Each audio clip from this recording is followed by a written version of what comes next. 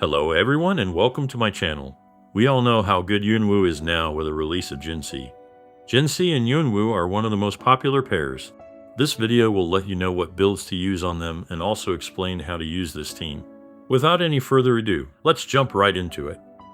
Yuanwu works as a hybrid DPS with Jinhsi, who helps to fill her 4-day circuit stacks by dealing consistent coordinated hits while also having 100% uptime on it. So the best set to use on Yuanwu in order to buff Jinhsi would be 5-piece Moonlit Cloud set with the Impermanence Heron Echo skill, just like any other sub DPS. If you are thinking like this, you are gravely mistaken. Yuanwu's Concerto energy generation is not that good. To fill his Concerto energy bar, you would need to spend a lot of time on field with him, which contradicts one of the biggest advantages of using him, his minimal field time. But if we miss the Heron buff, we won't be able to fully buff Jinhsi. Don't worry, we have a solution for that. Gauntlet's characters have an amazing supportive weapon option, Originite Type 4. What this weapon does is it heals the wielder of the weapon on hitting an enemy with a basic attack. The passive ability may not seem impressive on its own, but it allows us to use the Rejuvenating Glow set with the Bell-Born Echo skill.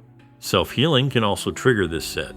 You don't even need to level his echoes unless you care about his damage, or if you wish to maximize his shield from his sequence 4 by building full defense on him. But what about the Moonlit set? You can use it on your sustained supports, which are mostly Verena or Baiji. These two characters can efficiently fill their Concerto energy bar and use the Impermanence Heron whenever it is available to buff Jinhsi.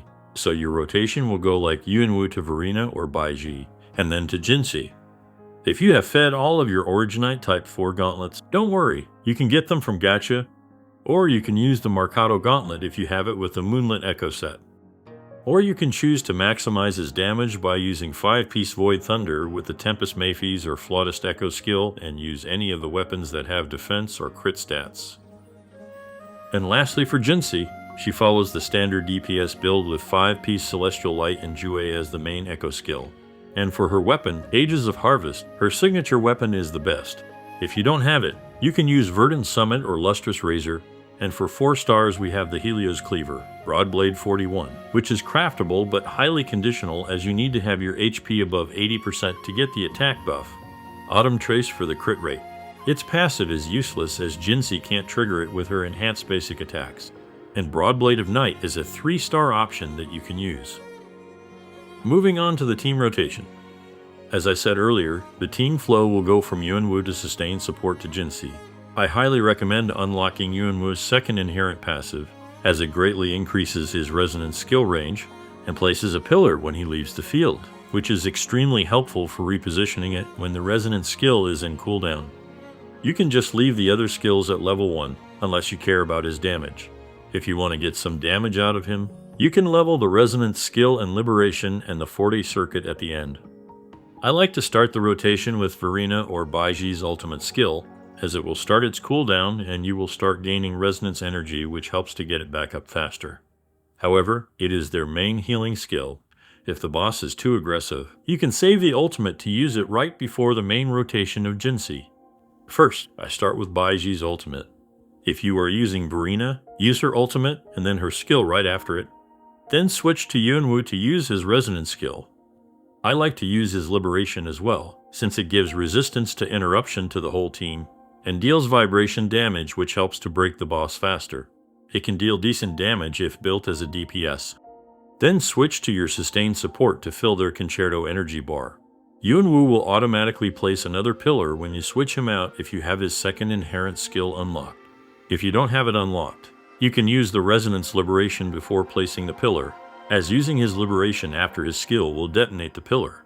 Make sure to do a basic attack before swapping him out to activate the Rejuvenating Glow set and use the Bell-Born Echo skill whenever it is ready. While doing your support rotation, if the enemy has moved out of his resonance skills range, you can again switch to Yuanwu to reposition it. After filling your support's Concerto bar, use the Heron Echo skill and swap cancel into Jinhsi's intro. Use her ultimate skill if it's available. Then use the Jue Echo skill followed by her enhanced skill. Use her skill again and 4 basic attacks. Then use the 4th resonance skill and outrow. Now you have 2 options. You can either intro to Yuanwu or to your sustained support after Jinhsi's rotation. When I am using Verena, I prefer to intro into her as it will give her a stack of her 4-day circuit, which helps to fill her concerto energy bar faster. And if I am using Baiji, I switch to Yuanwu to refresh his pillar. Then you follow the same rotation again. Place Yuanwu's pillar, go to sustain support, fill their concerto, and intro to Jinhsi. I like to use Yuanwu's liberation whenever possible to get the resistance to interruption and some vibration damage. Make sure to use Yuanwu's 4-day circuit whenever it is filled, because he won't leave behind a pillar when you switch him out if his 4-day circuit is filled, and it also gives him a huge amount of resonance and concerto energy. During the first rotation, you won't have a filled 4-day circuit bar of Jinhsi, but after using Jinhsi's out row, the cooldown of her 4-day stacks gain gets reduced, and you can consistently have a filled 4-day circuit on her for almost all the other rotations. When you intro to Jinhsi, she immediately gets her enhanced skill for 5 seconds. If the enemy has moved out of Yuanwu's circle, and Jinhsi's 4-day circuit is not filled, you can immediately swap to Yuanwu. Use his skill and swap back to Jinhsi. Use her enhanced skill, then ultimate if it's available, followed by Jue Echo skill, then resonance skill again followed by 4 basic attacks, and end it with her last resonance skill. However, there's a high chance you can get interrupted, and in the worst case, you will lose Jinhsi's enhanced skill. So it's better to forget about Yuanwu's pillar and continue with Jinhsi's rotation against aggressive enemies. If her 4-day is filled or close to filling, you can skip this and just follow her normal rotation. Usually after the first rotation of Jinhsi, she will mostly have her 4-day circuit filled or almost filled by the time you intro to her. Here's a showcase of me clearing the 4th floor of Echoing Chamber. It is not the best showcase as I have made quite a lot of mistakes, and my Jinhsi doesn't have good echoes. Enjoy my noob gameplay. 日向ぼっこの時間ですよ。闇を照らす。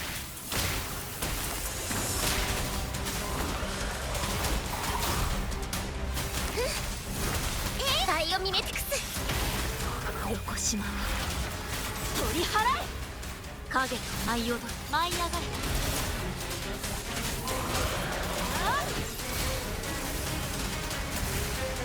花よ。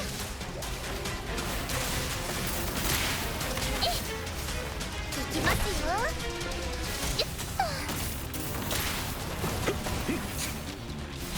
よっと。空手。はい、バイオミメティクス。結晶色。と。世に構え、海帰れ。任せてください。痛いの？飛んでけ。一撃突破。大行。花よ。フォトンシンセシス。よいしょ。バイオミメティクス。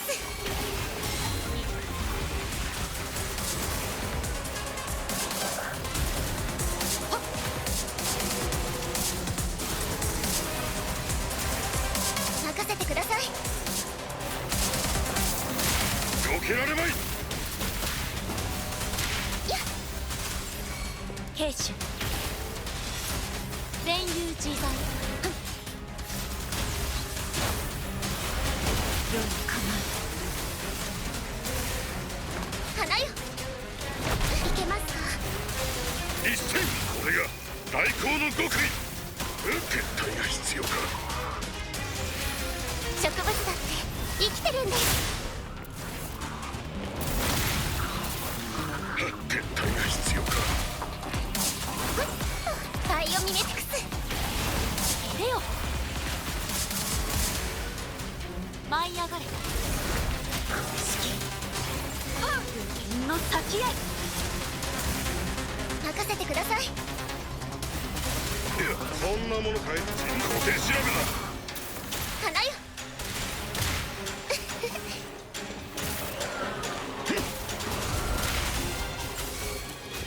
くなあれ。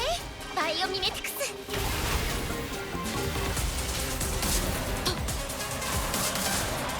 海帰れ。任せてください。痛いの？飛んでけ。一戦一撃突破。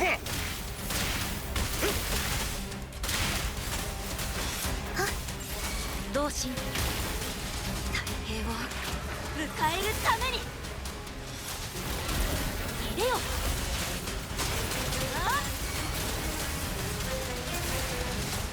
花よ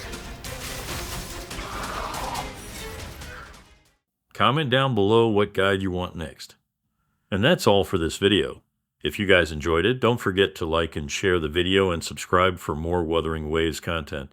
Thanks for watching.